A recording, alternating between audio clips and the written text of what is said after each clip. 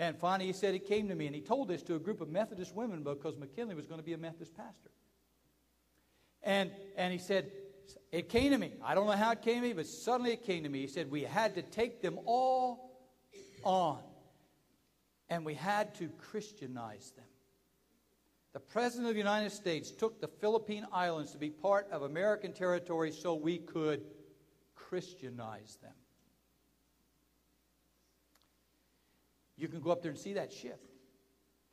And that same ship brought the first unknown soldier back from France.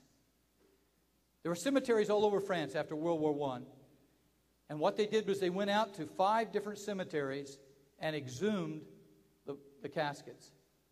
They brought them into a gymnasium like this, and throughout the day and night, they sent a different army person in to move the caskets all around. So nobody could know what cemetery that casket had come from. And then they sent one last person in with a bouquet of roses. And that person went in and testified, said, I just felt led for whatever reason to this one particular casket. And I put the roses on top of that. That became the first unknown soldier. They put him on the Olympia, and it almost sank coming back from France. They got into such a horrible, horrible storm. But ultimately, they arrived.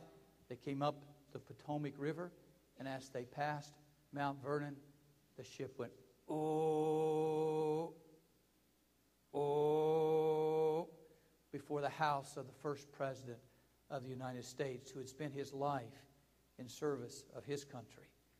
And that soldier was brought to rest at the tomb of the unknown soldier. And there, an American Army soldier marches night and day in honor of those who have fallen on behalf of their country.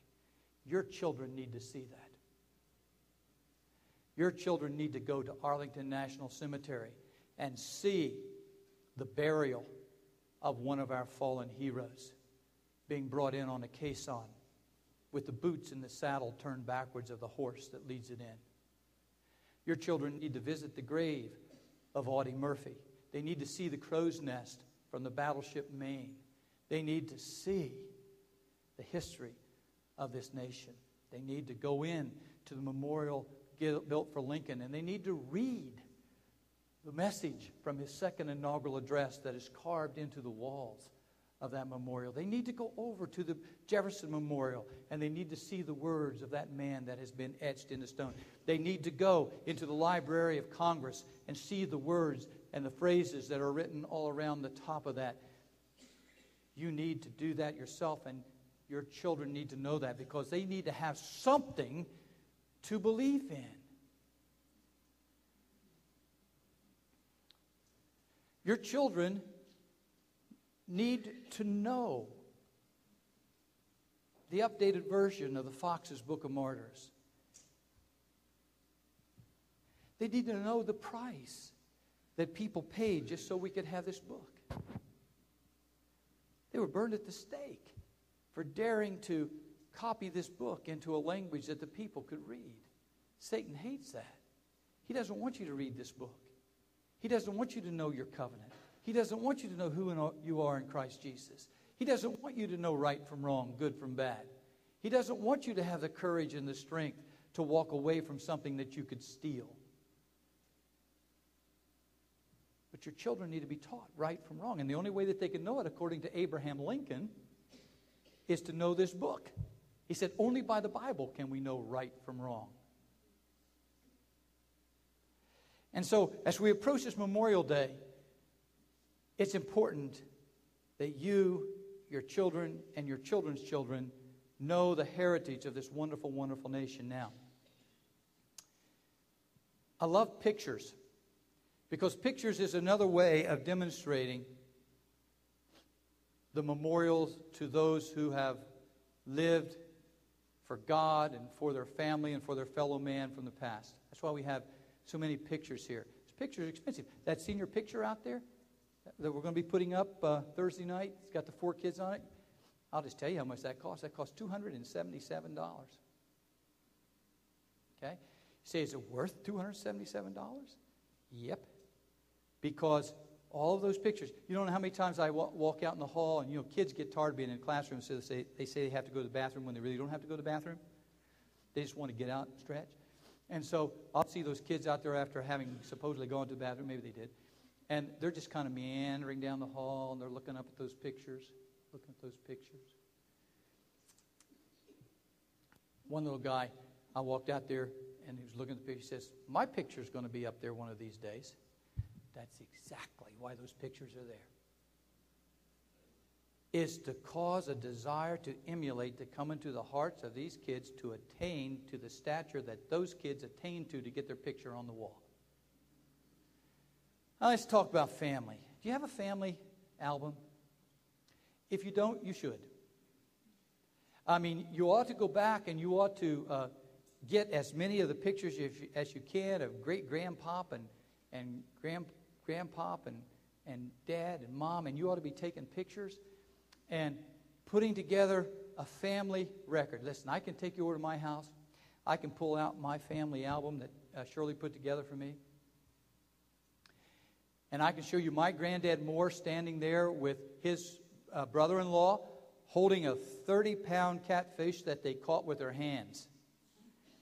I can show you another picture of my dad and my granddad Moore standing there with 30 squirrels tacked to a board, holding the board up. I can show you my heritage. So that's a pretty gross heritage. Beauty's in the eye of the beholder. And I can show you my granddad Hamilton and my grandmom, and I can show you my aunts and my uncles and my sisters, and you got a real authority on genealogies amongst us here. Bill McChesney spent months looking stuff up. He even brought me in things, from the county and stuff. He knows. He's kind of a historical authority on Cumberland County, Salem County, because of all the work that he's done. Families, he knows about the McChesneys from way back. Way back. That's good. Where I grew up, in the Missouri became a state in 1820. So from 1820 on, because all the states that came into union after the Northwest Ordinance came in under the Northwest Ordinance proposals. And the territories were surveyed out and divided up into townships, each township consisting of so many sections of 640 acres each. And in each township, a section was set aside for a school. And also, almost every township wound up having its own little church. Some of them were Baptist, some of them were Methodist and stuff. And then each little church had its own name and had its own cemetery with it. So as the people grew up, the transportation was slow, didn't have cars, they were buggies. People were buried around those. And so it became kind of like a thing where it was passed down. Memorial Day was called Decoration Day. And there were two flowers that always came into bloom at decoration time, and they were irises and peonies, depending on how you pronounce them. And I can remember my mom going through the yard, cutting the peonies and cutting the iris, and then we would go to the various cemeteries where our family was buried, and we would decorate the graves. And I can remember saying, this is Grandpa Hamilton's twin brother. He died. He fell into a well when he was 3 years old, and they found Grandpa Hamilton looking down on the well where he was. We went out to another cemetery. You wouldn't even know it was a cemetery there. Aunt Helen took me out there. She said, this is Great-Grandpa Swift's grave. He was in the Missouri legislature at the Civil War, and they were going to kill him because he was anti-slavery. And the only way that he was able to get out was they dressed him up like a woman and hid him in a buggy and brought him out.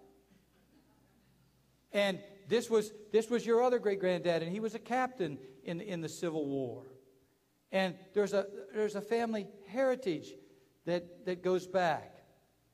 Almost every time I go home, I make a point of going to the cemetery.